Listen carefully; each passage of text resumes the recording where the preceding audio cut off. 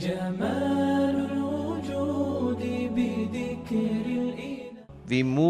now move to the last half of our conference. After this lunch break that we've had, this is the last half of our conference. And for this session, we're joined by Dr. Abdullah Shaheen. Dr. Abdullah Shaheen gave the keynote speech yesterday, and this session is going to be about research methods in Islamic education studies and integrated approach. We would like to keep this session as interactive as possible. So I would request all the brothers and the sisters who are sitting at the back to please come forward so that this discussion and this interaction can take place, inshallah. This is going to be a half an hour session, and it's going to be mostly interactive, inshallah, with Q&A towards the end. I would request all those who are sitting at the back to please move forward so that it's easy for us to interact, take questions, answer to questions, inshallah. Thank you. Sure. Jazakallah khair. To you. Can start. Jazakallah khair. Bismillahirrahmanirrahim. Welcome everyone to this last, but not least important, I would say, session. Probably the most important session. I'll explain why. Also, I can see that if you have consciously decided to be with us now in this research-focused session, that means really you are committed, because the alternative is money and bank, is Islamic Development Bank. So that means you prefer research to what would be a banking model of education. By the way, anybody heard of concept of banking model education? By any chance? Education could be like a banking where you deposit money, and the more receipt, the more money you have, the better your education. Delusional, isn't it? Isn't it like that right now? Yeah, isn't it? Islamic education, sadly, isn't it? We have a transmission model, and we assume the more we pass on knowledge and the knowledge is retained, the better it is. Just like a bank, the more you put money into bank, and the better you are. In education, isn't it, that doesn't work? Because today's AI age, computers retain all the knowledge. They don't become better computers. Hence, the purpose of education is lost. So this banking model of education, sadly, is one of the overwhelming reality of Islamic education today, sadly. And of course, Islamic schools could also be suffering from this. Now, this is obviously an assertion. It could be based on experience. It could be something that you have heard.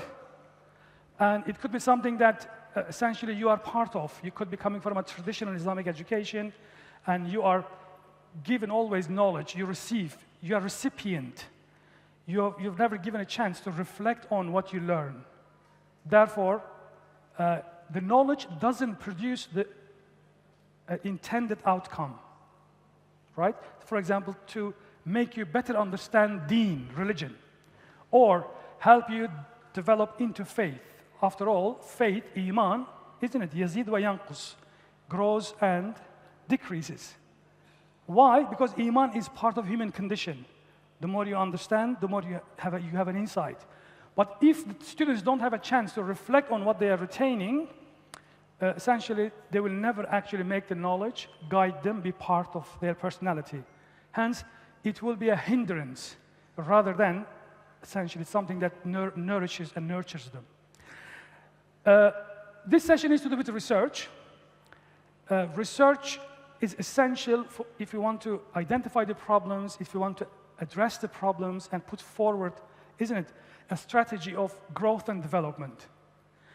And if we don't have a research culture in our institutions, the chances are we will repeat the same that we have inherited.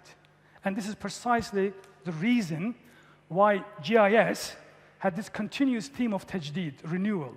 Because if you retain, repeat, recycle, there's no way you could be creative, no way to be actually addressing the problems that are facing all of us. So having a research strategy remains essential, I would say, for all Islamic organizations, actually, not only schools, all Islamic organizations to adopt. Isn't it? We will explore now the concept itself. It is the most systematic way of addressing a problem and developing solutions. Without research infrastructure, no institutions could develop, really. The question is, what is research, how it can be done, and essentially, is research simply a Western educational idea? In Islam, do we have approaches to research? How do we qualify research Islamically? That is also important. Remember, this is a crucial point. And the degree to which, as educators, school leaders, we actually follow any kind of research in our practice or embed it in our practice. So I'm really here half an hour to reflect on this massive concept, research methodologies, research strategies in Islamic education. But first of all, we have to acknowledge that we need to realize the importance of research. For example, is there a problem of banking model of education in Islamic education? This could be a question. We should not have prejudice. We should say maybe this is observed in some places, observed in other places. How do we find out? Right?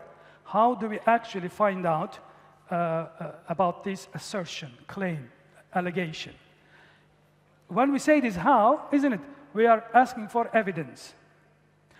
And remember, the Quran is full of assertions that people should make up their mind based on evidence. Isn't it? Ala basira, Quran says to Muhammad sallallahu alaihi wasallam, discuss with people who are disputing your views based on basira. Basira is really evidence-based thinking. We shouldn't too much exaggerate. This is a Western concept. It is not really at all. So, first thing is, what is research and how research distinguishes itself from any other human activity that produces knowledge? We are quite large, actually. I was expecting a smaller group. I thought the banking would be more attractive, but mashallah, research seems to be more attractive, which gives us hope that the ummah is going to be revived, inshallah, at least in Islamic schooling. So, in English, isn't it? I don't have time to involve you because we have only a short period of time. Search, isn't it, in English, is the desire to search something that you don't know, you lack. If you know something, there is no point of researching. Right? Research is not a simple defense, essentially, one-way traffic. It is based on a genuine felt concern. Right? I am an Islamic school teacher. I am in charge of Islamic studies. I teach the Quran. Why is it that the children don't develop Quran literacy? Why is it that the Quranic values maybe don't shape the character of students? So as a practitioner, isn't it? You have to have a felt concern. If you don't feel the concern, raise the question, there will be never a research, right? And there is no Western, Islamic, I don't know, North, South claim on this. This is part of what it means to be a human being. We are endowed, Allah subhanahu wa ta'ala endowed us with the capacity to know, and that knowledge, isn't it? It is what distinguishes us. So in a sense, the language is the key expression of that. So, desiring knowledge, desire to know is human nature, fitra. But the problem is how we can substantiate what we know. So that is the search. And we say research, repeat it, because what we are going to produce in terms of knowledge at the end is going to be qualitatively different from any other knowledge that we hear, right? You could hear something is the case, you could see something is the case, and you could experience something is the case. Does anybody know the Quranic vocabulary for these 3 levels? You could hear something is the case, a knowledge. Khabar. Khabar means, isn't it, to hear. You hear something says is the case. But that is really not a very reliable source in this sense, right? And then you could say, okay, I want to see by myself, ayn al-yaqin, isn't it? And then you could say, well, actually, I want to experience that knowledge. Haqq al-yaqin. Where you know, in Arabic, haqq tahqiq means to investigate research, but to also realize, to apply. Tahqiq means to realize something. Haqq al-yaqin, to have knowledge that is based on your experience. For this, obviously, we got to have a school culture, an institutional culture, where raising questions are encouraged. I would say the biggest problem in Islamic schooling, Islamic education, we create these safe havens, what we believe, comfort zones, where nobody has the courage to raise any question. This could be my prejudice, by the way. At least the Islamic schooling that I am familiar with, they have that kind of problems, sadly. So in order to have a research inbuilt in your institutions, you got to encourage a research culture where people genuinely will feel free, confident to raise concerns. Of course, there could be some people who will misuse the opportunity. That is another story. We are talking about genuine people who are dedicated their lives, for example, to teach Allah subhanahu wa ta'ala's deen. This is a big responsibility. You're in charge of curriculum, pedagogy, assessment. We have heard from Sheikh Dylan this morning. Now, how all of these can be developed, you can find out it is impact. You need a research strategy. All teachers must have a research identity, basically, in this sense. If we don't embed research in our practice, the chances are we will contend with what we hear. And we will apply, repeat what we always do. Hence, we will never break the vicious circle. So it is absolutely crucial that we integrate research strategies into our schooling institutions and organizations. In fact, something like GIS, in my view, if they don't have it already, they must have a research and policy, unit or a board or a sub-board. Because without conducting research, we can't really advance the knowledge that we want to disseminate. So research, we linked with the idea of knowledge. Those who have studied, that will be in the kind of abstract vocabulary of philosophy. It will be related to something called epistemology. Anybody heard of this word, epistemology? Okay, some people have heard. It doesn't really matter. It's just a word to do with the science of knowledge in the broader picture, dedicated to understand how knowledge is generated, what knowledge is, and obviously what types of knowledge are available. Okay? So people said the knowledge that we produce sometimes could be theoretical, sometimes could be practical. Sometimes it could be, isn't it, the knowledge, what we call scientific knowledge, technological knowledge, but we are interested in wisdom-based knowledge, isn't it? The high word for it is forensics, hikmah in Arabic. A research that produces knowledge that is actually turns into wisdom to guide us. Not simply the scientific knowledge of today, technology, how to manipulate things, how to look at nature. This is important. So we have scientific type of knowledge, we have humanities knowledge, and of course we have the knowledge that is supposed to be guiding us, what we call morals, values. This comes under forensics, which is a Greek word, basically means hikmah. And this is an important classification of knowledge. But you cannot produce this kind of knowledge unless you conduct research.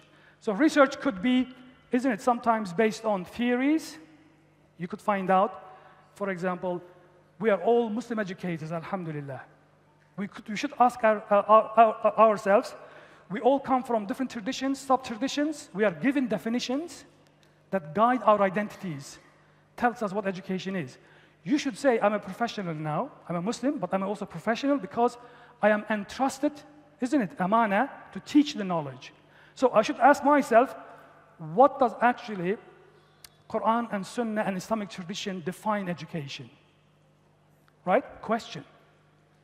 If you don't say really what is it that in the Quran corresponds to education, you will simply be, isn't it, following what is given to you. And your understanding of education could be banking model. Because you would say, ilm, isn't it? And then the passing of the ilm. That could be top to bottom instruction model. May not have any relevance to the learners, right? So that model could be generating, passing on, disseminating knowledge without any context, right? So that question, how I can find out what education is in Islamic core sources. This question requires, isn't it, a different way of addressing it. So we did say research is systematic knowledge, scientific knowledge, wisdom knowledge, right? Technical knowledge. What distinguishes this knowledge from hearing or simply seeing is because such knowledge is based on a rigorous methodology, methods. You say, I know that, I don't know, Colombo has got, I don't know, a beautiful what is it called, airport. You could say, because I've been there, I saw, isn't it? Your method would be observation, right? Isn't it? You could say, I observed. Based on observation, I know that this is the case. So without methodology, methods, isn't it? We can't reach to the knowledge. So the question I raised, what does Islam say about education? How does Islam define education? This is not this kind of research, isn't it? The first one, we call it empirical research. Empirical research, that which is based on experiences, which is very crucial. In Islamic education, we don't have much empirical research. For example, I shared some of my research yesterday, how Islamic education practices end up shaping identity of the learners. You cannot philosophize about this. You got to have an empirical research design to be able to go and assess the attitudes, identity formation, right? Complex issues. You require to have a design, an empirical research design. But if I say, what does Quran say about education? Observation is no good. You could say, I want to find out what today's Muslims think about education. You could do a survey, an observation. But if you say, what does Quran, Hadith say about education? What kind of method do we need? Anyone? What kind of method we would need? Could be, yeah. Could be discourse analysis. Remember, we are asking, what does Islam or the Quran, Islamic sources say? We are talking about core sources. And in Islam, core sources are actually textual sources, isn't it? So our methodology is going to be textual, historical. Because the Quran reveals 7th century Arabia, it's a text that we have inherited. If you don't understand how textual, isn't it, historical research work, you won't be able to. The question is, where do we get these skills to conduct textual study, right? You don't have to worry. Classical Islamic sciences, actually well before the Western social sciences, historical sciences, developed this method. Just look at the hadith, great science. Muslims, right, very early on, developed what we today call a research attitude to their faith. They didn't take for granted. Study of the Quran became ulum al-Quran, sciences of the Quran. Study of Sharia became fiqh, usul al-fiqh, methodology. Every science has an usul, isn't it? If you don't have usul, methodology, you cannot arrive, usul. In Arabic we say. So actually this vocabulary of research is very new, but in fact, it is embedded in our own faiths. All of us, we have suddenly lost. You see, 2 days I'm hearing a lot about Islam and science and how, for example, a Tawhidi paradigm could help us understand the nature, complicated epistemological claims. But we don't say how early Muslims studied their own faith. They didn't try to make Quran a scientific book. Well, there's a value in that, but that is not the point. We are not trying to create scientists in our schools. We are trying to create better Muslim young people who understand their faith. To understand the faith, you need to have teachers who are well-versed in historical textual methodology. You can't do this with, rocket science. It's important rocket science, but in Islamic school, my first task is, have I done my duty of being able to teach effectively the basic Islamic knowledge, Quran literacy, Hadith literacy? See, we always get these levels sometimes wrong. There is no need to compete, turn Islamic education into a scientific, as if we are competing with science. After all, science itself, we know, has an end point. It's limited, actually. No longer the science of the 19th, 20th century, giving us all the answers. We understand science is limited by definition. It's a human activity. Hence, it is compelled with the boundaries of human research. It can only, isn't it? In science itself, there are big paradigm shifts. I don't know, Newton physics is different from quantum physics. They contradict each other. So it is a fallacy to think as if science is the pinnacle of knowledge and we should simply compete with it. This should not be our really major issue. Yes, we should teach our people how to think rigorously, how to conduct research. And for this, we should look at first our own heritage, I would say. And research in Islamic education heritage is the least claimed, unfortunately, area. We should revive. What is Islamic approach to research? I just gave you 2 examples. Why is it that the Muslims, very early on, the Arabs were not people famous for literacy? Within just 100 years, Muslims turned their faith into a massive area of research. They didn't say, well, we are a living tradition. We heard Muhammad ﷺ pray, passed on. They said, no. Now we want to actually have evidence, whatever it has been reported in the name of Muhammad ﷺ. They come with very complicated sciences, right? Each attempt to look at different aspects of faith became a science in itself. And science means, in Arabic, actually, ilm means such a knowledge that is based on reason, based on evidence. Ulum, in Arabic, modern Arabic, ulum means sciences, actually, today. So ilm sharia, ilm Quran, ulum al-Quran, they all are sophisticated methodological developments, well advanced of the Western 19 or Enlightenment period sciences. Unfortunately, we have lost, and there is also tajribi, experiential learning approaches. So we should not be really fooled by today's social sciences, ethnography, all kind of quantitative, qualitative, jargon of research. All of these are actually well embedded in our heritage. We should really make an effort to retrieve this so that it should guide our practitioners in terms of adopting the basic, what we call today scientific research attitude. It starts with curiosity, having confidence and trust to raise questions, right? Think of your classrooms, how much freedom you allow your students to ask. So without a questioning, reflecting classroom culture, clearly you can't really investigate your own problems. What we call in education research, action research, that I told my own story yesterday, how I began, 15 years ago, to find out identity formation of British Muslim young people. How do they actually form?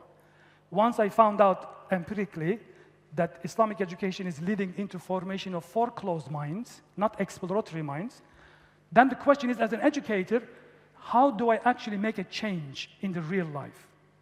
So, how do I create an intervention that enables Islamic education to become an exploratory activity, not a simple transmission banking model of education? What the Quran says, Rabbani, kunu Rabbaniyin. That is, the knowledge, little knowledge you have, you should be able to embody. You know this famous verse revealed because in Medina, the Jewish communities of 7th century, end of 7th century in Medina, they were very famous with their midrash, which is basically like madrasas. They were very much boosting that they have this complicated knowledge of Torah. And essentially, they were abusing that knowledge to basically apply to poor people. And the Quran critiques this. It says, look, the point is, isn't it? The analogy is very stark. It says, do you remember the analogy? It's a very, very critical analogy the Quran gives. Limitations of simply having knowledge, a banking model. As if having a lot of knowledge is and in itself. كَمَثَلِ الْحِمَارِ يَحْمِلُ أَسْفَارًا. So, isn't it? You put a lot of books on a donkey, pardon my English or French, it doesn't make any change to the donkey actually at all. The point is not too much knowledge, is little knowledge, how it transforms you. And that is my third point, that research is important because research is evidence-based and it enables transformation, like wisdom knowledge, type of knowledge. We are not in the business of having scientific knowledge for its own sake. We're interested in the knowledge that is wisdom-based and it actually transforms people. So research remains an essential part of Islamic education, and this research could be historical, textual. I didn't go into detail. Obviously, once you know the texts, the question would be, how do we understand this? For example, what is the most comprehensive concept of education in the Quran? For this, you have to know Arabic. You have to know tafsir, right? Not an easy task. And then you should be able to develop it, right? You would say, why tazkiyah? Why not ilm? Why not? Why ilm is criticized in the Quran? The Quran says, فَوْقَ كُلِّ ذِي عِلْمٍ عَلِيمٍ. There will always be someone who knows better than you. That is not the point, isn't it? So the ilm cannot be really replaced the entire moral goal of education. Therefore, we know that we promote at Warwick a rububiyya, tarbiyya concept, which we believe it's inclusive of knowledge, ilm, tazkiyah, what we call morals, adab, although the word adab doesn't occur in the Quran, you have to be careful. And the hadith about adabani rabbi, isn't it? فَأَحْسَنَ تَأْدِيبِ is misunderstood. It doesn't really mean taught me, those who know Arabic. Taught in the sense of God made my nature morally perfect. Yeah? And that's a really misunderstanding we often get. Just like the concept of kun rabbaniyin. One of the Western scholars of Islam has a famous article, be masters in what you teach. He's a German scholar. He's very famous, and Dylan probably would know. He's maybe using that article. This text, this verse, it says, the Quran says, increase your knowledge, be master of the knowledge. Totally misunderstanding the word Rabbani. It doesn't mean really become the master of knowledge like experts. It means the knowledge you have, the values should guide you, no matter how little they are or unexpert they are. Right? Big difference. Exactly. Yeah. So I don't want to lecture on that. So we cannot advance today theoretical creativity in Islamic education if we do not have textual theological study. We cannot change pedagogic advancement in our classes if we don't have empirical action research, right? How we are going to disseminate, enable our teachers to get these skills? This is job of GIS, inshallah. GIS is going to do this, inshallah, for you with short training courses where you have the basics of Islamic education approach to real-life research, inshallah. So I want to stop here because really this is a very big area of talk. But I want to just draw on and emphasize why research remains essential if you want to change ourselves and if you want to actually change our organizations for better. And that's why it is embedded in the Quranic, prophetic, self-understanding of education. Jazakumullah khair.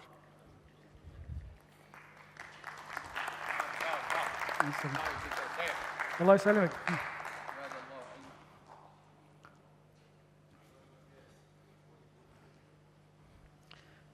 Jazakallah khair, Dr. Shaheen.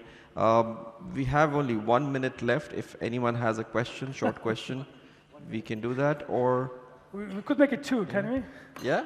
We could make it 2 minutes, please. Yeah, we can, yeah, 2 minutes, inshallah. Anyone has a question? You may raise your hand, inshallah, and continue. Please. So, well, can you give us some ideas or recommendations where we can start training and start training leaders in schools and maybe include small research departments in our schools or in our community? Absolutely. And how can this be integrated into, you know, a database of research where we can develop on? Absolutely. First of all, you are right. You got to plan at the institutional level because you could be individual researchers, definitely, independent, a lone voice, but that is not going to create the social impact, the renewal we are after. That you are right. If you have a school network, Islamic schooling network, the assumption is we got to really have maybe individual school level research, maybe units, but also regional, maybe national, maybe global level research actually basis where we can share, store, and disseminate research-based knowledge. That should be one of the key priorities of, I would say, Islamic schooling network, in my view, which is really missing. We cannot leave this network simply operate with a model of learning and teaching that is really limiting and essentially unaware of research, mostly. Yeah. So without research, there is no professional development, actually. And you don't need to go and spend, I don't know, the entire social science research to develop this. It should be something practical that should be passed on and tested, and it should respond to the needs of Muslim educators. We are not going to make you all, I don't know, social scientists, natural scientists. This is not the point. The point is, what are the basics of research, and what does Islamic education say about research? And these skills, how could they translate into curriculum development, pedagogic development, assessment, resource development. You see, I see a lot of resources here, and they're really excellent, wonderful that we have these resources, but not really all of them are evidence based on at least empirical research. You cannot develop how we teach Quran, how we teach Islamic moral values in an expert of, I don't know, muftis and qadis sitting in a classroom and room and writing books. It doesn't work anymore like this. We have no time to give you an example. Sheikh Fahad knows in our classes, we have an entire model called Gift to the Child, and it's a model developed entirely based on research with primary school kids. How could you teach religions in a way that it makes sense to the children? You see, for this, you got to have a research framework, you got to apply this research, and then produce resources, not other way around. Therefore, isn't it, banking model of education sadly still continues, because all we have is resources full of knowledge. Age of AI completely, isn't it, takes this whole thing away. Excuse me, when we do the theoretical study, you know, if we use some theories. Yes. Some theories, you know, Brofam-Runner ecological theory, social capital theory of partner, sometimes fully aligned with the Islamic concept. Can we adapt those theories? Exactly. We cannot simply be consumers of theories. Be careful, absolutely. There's no halal haram theories. They're all probably haram, maybe, mostly. This is a good point. Because we don't have research, we don't have theoretical frameworks accounting for problems we are facing. What we do, we fall back onto Western social science, Western science. Of course, Western science has its own assumptions, moral, philosophical assumptions. Clearly, we don't have time to go into that. Exactly. We cannot be consumers. Can we ignore? No. Right? That will be an isolating attitude. We cannot ignore these theories. We should really critically maybe appropriate. If, like, in my case, I was trying to find out how identity is formed. Okay, I found many models in psychology, developmental psychology. If I was just going to apply, it would have been really simplistic. You can't really use a Western model to assess Islamic identity. So what I did use the basic framework that, for example, identity develops when children grow out of the childhood, they experience adolescence. Adolescence is the process whereby, biologically, children turn these experiences into sense of searching for commitment. Therefore, identity is there if there's a sense of commitment. Now, this is a psychological process. It's fitra. There's no Western or Eastern this. But I should look at to what extent this developmental understanding of identity corresponds to Islamic approach to human development. In fact, that was very good because it made me think psychologically, what does the Quran say about human nature? How we develop? What is sense of maturity, immaturity in the Quran? Thank God I did. I realized actually the Quran has a very sophisticated, as I shared yesterday, very sophisticated theory of human development. And it's developmental. Unlike the Western model, in human development in Islam, it's regressive. Isn't it? أحسن تقويم أسفل سافلين. You could be at a very high level, but God forbid, you could go suddenly all the way down. It is not a simplistic, progressive, one-way model like the Western modernity assumes. So the Quranic model is much more iterative. Therefore, education makes sense because each time you fall back, you need to return. Tawbah is tafakkur, tadabbur. These are the key institutions to be able to start journey again for growth into humanity, right? So the Quranic vocabulary of human development becomes critical pedagogy. And that's very crucial to retrieve. Therefore, the claim is Quran has transformative vision of education. It cannot be a banking model of knowledge transmission. Hence, of course, rububiyyah, tarbiyah is a learner-led process.